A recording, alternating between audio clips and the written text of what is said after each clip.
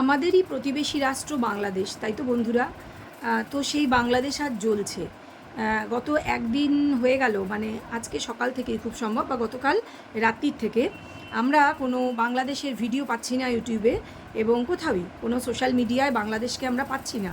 তার কারণ এখন যা জানা যাচ্ছে, বাংলাদেশের মিডিয়া এবং সোশ্যাল সাইটগুলি মানে সম্পূর্ণ ব্যান করে বন্ধ করে রাখা হয়েছে। ব্যান বলবো না, বন্ধ করে রাখা হয়েছে। মানে ওই কীরকম একটা স্টে লাগিয়ে দেয় না, যাতে করে কোনো ভিডিও পাবলিশ হবে না, কিচ্ছু জানা যাবে না, এবং কোনো নিউজ পর্যন্ত বাজারে আসছে না। এবার তোমরা যারা জানো না বিষয়টা, তারা অনেকেই জিজ্ঞাসা করতে পারো যে আমি কি বিষয়ে কথা বলছি। হ্যাঁ বন্ধুরা, আমি এই বিষয়টা নিয়েই কথা বলছি যে বাংলাদেশ আজ কী কারণে জ্বলছে। গত 7 থেকে 10 দিন, মানে 10 থেকে 7 দিন, মানে অনেক দিনই, 8-10 দিন হয়ে গেল বাংলাদেশ জ্বলছে। সেখানে চলছে ছাত্র আন্দোলন। ছাত্র আন্দোলন তো হতেই পারে, হয় বিভিন্ন ফরম্যাটে বিভিন্ন জায়গায় ছাত্র আন্দোলন হয়। ছাত্ররা তাদের নিজেদের স্বার্থের জন্য যে বিশেষ কিছু জিনিস তারা চায়, সেগুলো নিয়ে তারা গভর্নমেন্টের কাছে দাবি দেওয়া রাখে। এগুলো তো আমরা সব দেশেই দেখি। কিন্তু এই যে ছাত্র আন্দোলনটা হচ্ছে, সেটা কিসের উপর হচ্ছে, কেন হচ্ছে, তাহলে সেটা একটু বুঝিয়ে বলি। বাংলাদেশে কোটা সিস্টেম চালু আছে, হ্যাঁ আমাদের দেশেও আছে, ভারতবর্ষেও আছে কোটা সিস্টেম, সব ক্ষেত্রে, চাকরি, পড়াশোনা, সব ক্ষেত্রে। সেক্ষেত্রে বাংলাদেশের কোটা সিস্টেমটা একটু অন্য ফরম্যাটে। সেখানে আমরা জানি 1971 সালে বাংলাদেশ পাকিস্তানের থেকে আলাদা হয়ে একটি মানে রাষ্ট্র হিসেবে, যে কি বলবো, সার্বভৌম স্বায়ত্তশাসিত রাষ্ট্র হিসেবে আত্মপ্রকাশ করে 1971 সালে মুক্তিযুদ্ধের মাধ্যমে। এবং সেই যে মুক্তিযুদ্ধে যে মুক্তিযোদ্ধারা ছিলেন, তারা তো ডেফিনেটলি দেশের জন্য করে গেছেন অনেক, নাহলে আজকের বাংলাদেশ হতে পারতো না। এবং অতি অবশ্যই আমাদের ভারতবর্ষের অবদান রয়েছে, কারণ ভারতবর্ষের সহায়তা ছাড়া আজকের বাংলাদেশকে আমরা দেখতে পেতাম না। মানে মানচিত্র অন্যরকমই হতো, পড়ে পড়ে তাকে মার খেতে হতো। এবং এই যে ভাষা দিবস ব্যাপারটা অনেকেই জানো, যে 21শে ফেব্রুয়ারি ব্যাপারটা কী, যে বাংলাদেশের সেটাও ছাত্র আন্দোলনই ছিল। একদল ছাত্র 1951 সালে, খুব সম্ভব, আমি ভুল হলে আমাকে সংশোধন করে দিও, তো 1951 সালে বা 52 সালে, আমি সঠিক এক্ষুনি মনে পড়ছে না, সেখানে আবার একটি ছাত্র আন্দোলন কিন্তু হয়েছিল। এবং সেটি ছিল ভাষা আন্দোলন, যে বাংলা ভাষার জন্য লড়াই ছিল। এবং সেখানেও কিন্তু বেশ কয়েকজন, 5-6 জন ছাত্র শহীদ হয়েছিলেন পুলিশের গুলি, মানে খান সেনা, যে পাকিস্তানের খান সেনার গুলির আঘাতে লুটিয়ে পড়েছিলেন তারা। তো তারপরে তো ভাষা দিবস, বাকিটা ইতিহাস জানাই আছে।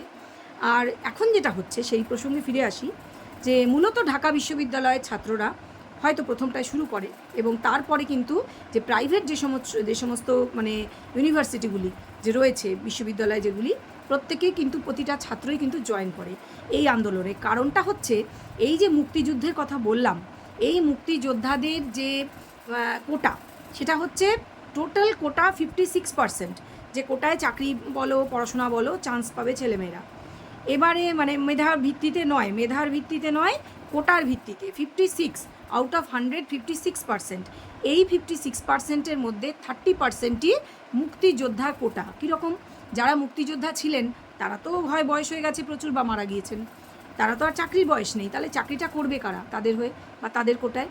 তাদের সন্তান সন্ততি, তারাও যথেষ্ট বয়স হয়েছে, তো নাতি নাতনি, তাদের নাতি নাতনির বয়সী যারা, তারা এখন সেই কোটায় চাকরিগুলি পাবে, যেটা কিন্তু মানে খুবই কম। মুক্তিযোদ্ধার সংখ্যা তো অনেকই কম, অথচ বর্তমান যে ছাত্রছাত্রী, জেনারেল যারা ছাত্রছাত্রী, তাদের সংখ্যাটা প্রচুর। চাকরিগুলো আটকে থাকবে কিন্তু তারা পাবে না, ব্যাপারটা ওরকম দাঁড়িয়েছিল। এবং বাকি 10% মহিলাদের জন্য, 1% বোধহয় প্রতিবন্ধীদের জন্য, এগুলো ছিল। এটা ছিল 2018 সাল পর্যন্ত। এবং 2018 সালে ছাত্র আন্দোলন হয় বিষয়টার উপর, যে কোটা তুলে দিতে হবে, কোটা তুলতে হবে, কিন্তু শুধু মুক্তিযোদ্ধাদের কোটাটা 30% তুলে দেওয়ার দাবিটা জানানো হয়েছিল। কিন্তু যে আওয়ামী লীগ সরকারই তখনও ছিল, শেখ হাসিনা সরকার, তারা কিন্তু একটু বিরক্ত হয়েই তিনি বিরক্তিটা প্রকাশ করেছিলেন, এবং মানে পুরো কোটা ধরেই 56%টাই তুলে দিয়েছিলেন। তাহলে প্রশ্ন, যে কোটা তো উঠে গেছে, তাহলে এখন কেন আবার নতুন করে আন্দোলন? এখন যে আন্দোলনটা হচ্ছে, সেটা হচ্ছে যে এই যে 1% প্রতিবন্ধীদের কোটা ফিরিয়ে আনতে হবে, এবং 10% উইমেন্স যে কোটা ফিরিয়ে আনতে হবে, কিন্তু মুক্তিযোদ্ধার কোটা ফেরানো যাবে না। সরকার থেকে বলা হচ্ছে ফিরালে পুরোটা ফেরাবো, না হলে নয়, এই ধরনের কিছু দিয়ে শুরুটা হয়েছিল। এখন কিন্তু পরিস্থিতি যেখানে চলে গেছে, সেটা কিন্তু মোটামুটি আউট অফ কন্ট্রোল, একদম নিয়ন্ত্রণের বাইরে। যদিও আজকে শোনা যাচ্ছে সৈন্য নামানো হয়েছে, মানে সেনা নামানো হয়েছে ব্যাপারটা কন্ট্রোলে আনার জন্য। এবং আমরা জানি যখন সেনা নামানো হয়, তখন পুলিশের হাত থেকে সেনার হাতে ব্যাপারটা চলে গেলে আলটিমেটলি ব্যাপারটা কন্ট্রোলে আসবে। তবে প্রচুর প্রাণ যাচ্ছে, তাজা প্রাণ চলে যাচ্ছে, সেগুলি সবাই তারা সেই প্রাণগুলি সবই ছাত্রদের প্রাণ। 39 জন যা খবর পাওয়া যাচ্ছে, আমি যখন ভিডিও করছি হয়তো আরও বেশি, কেউ কেউ বলছেন 50+ এতজন ছাত্র এর মধ্যেই মারা গিয়েছেন, অবশ্যই পুলিশের গুলিতে। আর একটা যেটা হচ্ছে, যেটা খুব দেখার মতন বিষয়, অবাক করার মতন বিষয়, যে পুলিশ না হয় গভর্নমেন্টের, তারা গভর্নমেন্টের কথায় কাজ করছে মানলাম, ছাত্রলীগ তারা কেন ঝাঁপিয়ে পড়ছে? খুব নোংরাভাবে মেয়েদের গায়ে হাত দেওয়া হচ্ছে, নোংরামি করা হচ্ছে। কেন করা হচ্ছে?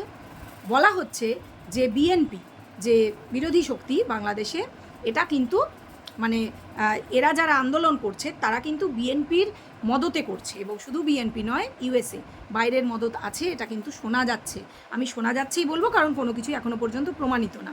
তো এটা শোনা যাচ্ছে যারা আন্দোলনটা করছে তারা কিন্তু একটা বিশেষ এইসব দলগুলোর মদত পাচ্ছে, দেশ বা দলের মদত পাচ্ছে।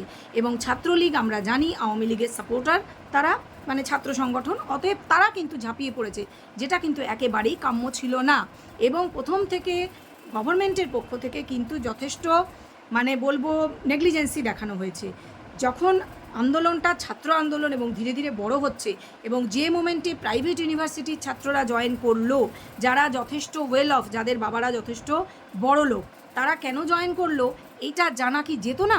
বাংলাদেশের ইন্টেলিজেন্স নিশ্চয়ই ফেল করেছে এক্ষেত্রে। তাহলে বিষয়টা কি দাঁড়ালো? যে প্রথম থেকে বিষয়টা বাড়তে দেওয়া হয়েছে, বিষয়টাকে কন্ট্রোলে আনার জন্য এসো আলোচনায় বসি, এটা করলে আজকে এতগুলো প্রাণ, তাজা প্রাণ ঝরে যেত না, যেটা খুবই অনভিপ্রেত।